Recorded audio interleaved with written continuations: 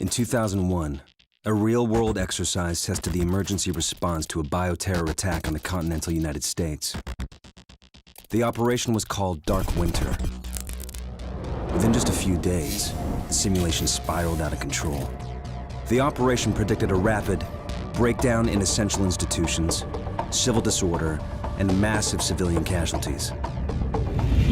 Dark Winter has revealed how vulnerable we've become.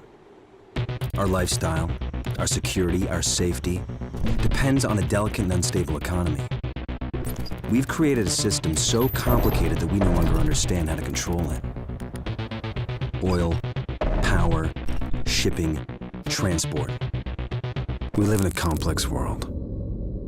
And the more complex it gets, the more fragile it becomes.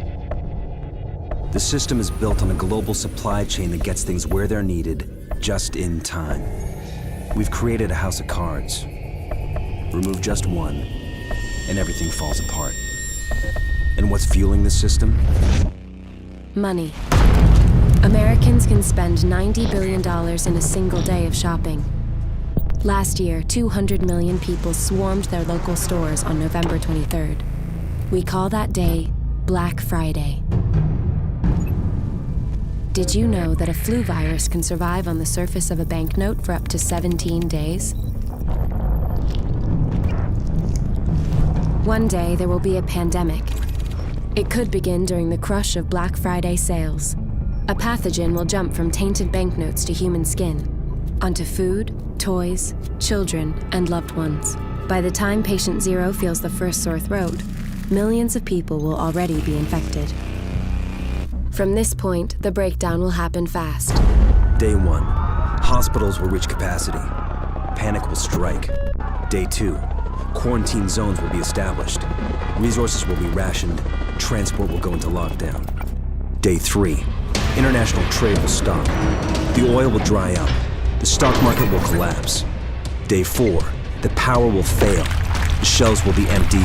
The taps will run dry.